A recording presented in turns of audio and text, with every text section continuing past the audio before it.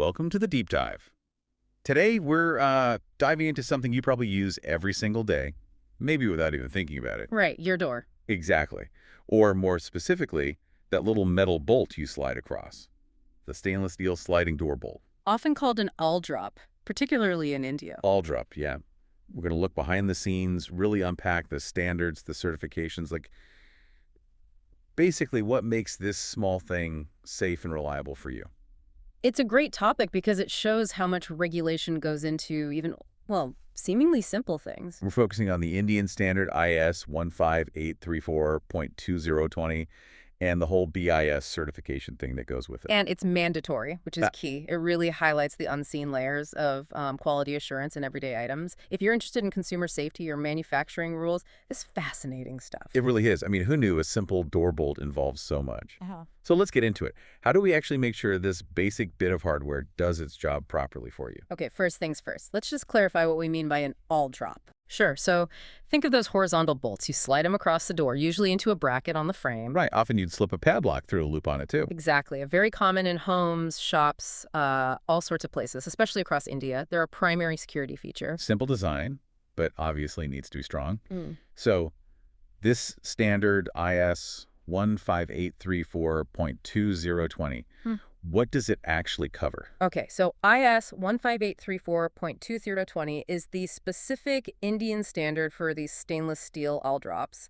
Its main goal, pretty straightforward, ensure quality, safety, and importantly, durability. How does it do that? What specifics are we talking about? Well, it breaks down into several key areas. First, material requirements. This is crucial. Meaning what it's made of. Precisely. It mandates high-quality stainless steel, often specific grades like SS304 or sometimes 316, known for their strength and, critically, corrosion resistance. So not just any shiny metal. It has to resist rust and wear, especially thinking about different climates like coastal areas. Exactly. Humidity, rain. It needs to hold up for years. Then you've got dimensions and design. Making sure it actually fits. Yes, and fits consistently. The standard specifies things like the bolt diameter, the thickness of the metal, the size of the staple, or the eye for the padlock. So you don't buy a new Aldrop and find your padlock doesn't fit or it doesn't line up on the door. Right. It ensures uniformity and proper installation. And then, maybe the most important part, performance and durability tests. Okay, this sounds interesting. What kind of tests? Are we talking about hitting it with a hammer? Maybe not quite like that, but they are rigorous.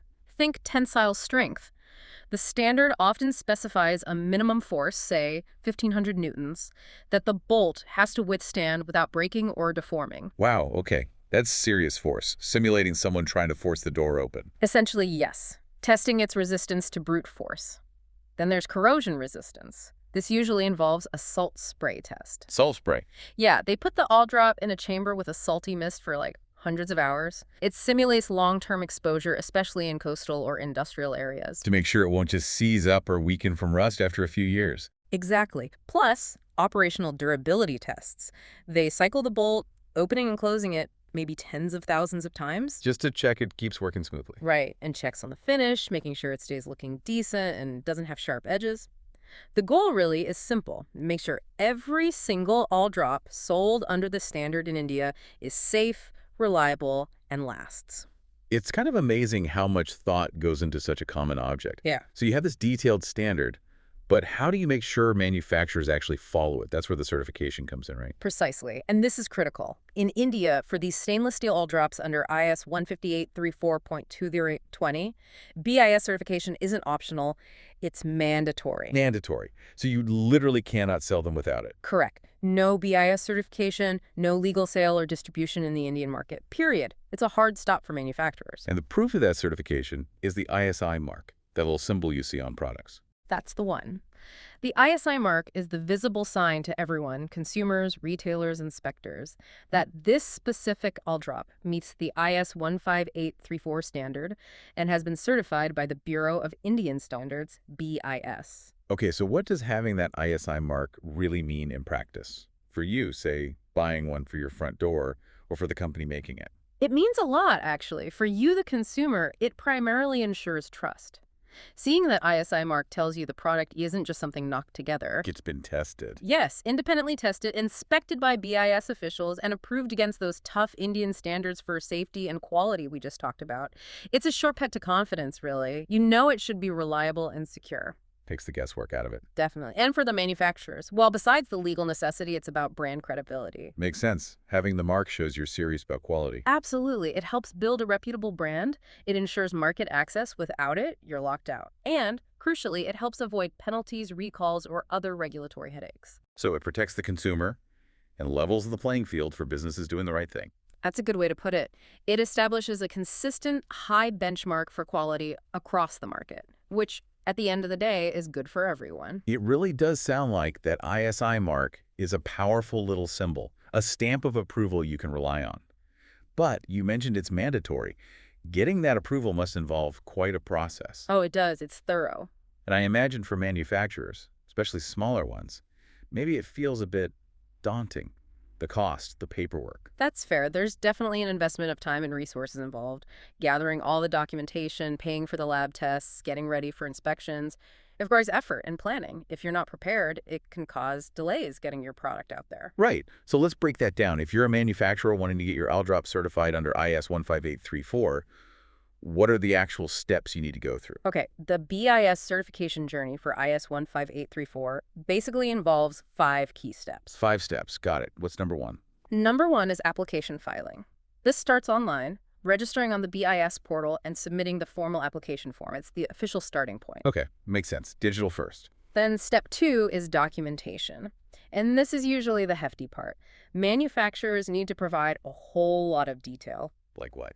Details about their factory, their manufacturing process, the quality control checks they have in place, where they source raw materials, and of course the exact technical specs and drawings of the Aldrop itself. So BIS wants the full picture of how it's made and checked for quality. Exactly. They need to see you have the systems in place, which honestly can be a good exercise for the manufacturer too, making sure everything is documented properly. True. What's next after the paperwork? Step 3, sample testing. This is where the product itself gets scrutinized. You send samples of your Aldrop to a BIS-approved independent lab. And they run those tests we talked about. Strength, corrosion, durability. Precisely. They test according to all the parameters laid out in IS 15834. The samples have to pass everything. No cutting corners here. Feels like the real acid test for the product. It is. And while that's happening, or around the same time, comes step 4. Factory inspection. BIS officials actually visit the factory. Yes. They come on site to verify what you claimed in your documents. They check your production line, your equipment, your internal quality controls, raw material handling. They want to see that you can consistently produce Aldrops that meet the standard. So matching the paperwork to reality. Exactly. It ensures the quality system isn't just on paper. And finally, step 5. If the application, documentation, test reports, and factory inspection are all satisfactory, Then you get the green light. then BIS issues the grant of license.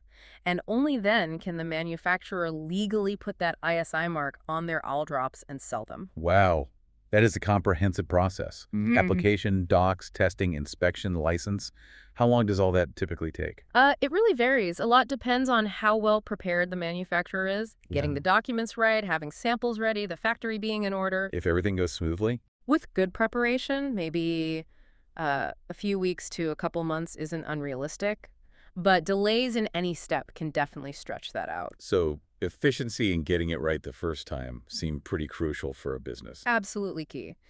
Managing this process effectively is vital to avoid delays and get your compliant product to market. Okay, listening to those steps, application, detailed docs, lab coordination, factory visits, it does sound like it could be quite complex and, yeah, time-consuming for a manufacturer or an importer, especially if they haven't done it before. It certainly can be. There are lots of details, specific requirements, timelines to meet. It's easy to get bogged down or make a mistake that causes delays. Which is where, I guess, specialist help comes in. Exactly. This is where consultancy services, like, for example, Qualitance India, play a really useful role. They specialize in navigating these kinds of regulatory processes. So they sort of guide companies through it. Pretty much. They offer end-to-end support specifically for BIS certification, including for IS 15834. They help with putting together all that complex documentation, filing the application correctly. Taking some of that administrative burden off. Right. And they also coordinate with the BIS officials, manage the communication, help arrange the sample testing with the labs, make sure the right tests are done. And even help prepare for the factory inspection. Yes, support during the inspection is often crucial. They help the manufacturer get their facility and processes ready so the inspection goes smoothly. The main goal is really to streamline everything. Making it faster and less stressful. Exactly. Faster approval, fewer hiccups, avoiding costly delays. It lets the business focus more on their core job making the product, while experts handle the compliance maze. So for you, the manufacturer, using a service like Qualitance India essentially helps you save time, effort, probably money in the long run, and just make sure you tick all the boxes correctly. It's about making that complex journey much smoother. All right, so we've covered a lot of ground today. We started with the humble Aldrop, that sliding bolt, Something we see all the time. and we really dug into the specifics of the Indian standard, IS 15834, that governs its quality, the materials, the dimensions, those rigorous tests. And the fact that meeting this standard, proven by BIS certification and the ISI mark, is absolutely mandatory in India. We walk through those 5 steps to get certified application, documentation, testing, inspection, and finally the license. It's a very thorough process. It really highlights the hidden layers of regulation and quality control that go into ensuring safety and reliability. It really does. And ultimately, whether you're the one making the Aldrop, trying hard to meet these standards, or you're the one using it to lock your door at night, understanding this process just underscores that silent commitment to quality that's built into so many everyday things. It's like an invisible safety net. That silent guardian, as you put it earlier, working behind the scenes. Exactly. Ensuring that basic things we rely on actually work and keep working. So maybe the next time you slide that bolt across your door, just take a second. Think about the journey it went through, the specific steel, the design checks, the strength tests, the corrosion resistance, that whole certification process. All ensuring its silent strength. It really does make you think, doesn't it? What other everyday objects around us, things we barely notice, have these hidden depths of standards, testing, and regulation ensuring they work safely for us? That's a great question to ponder. Definitely something to keep exploring, the fascinating world of standards and quality that shapes so much of our daily experience, often completely unseen.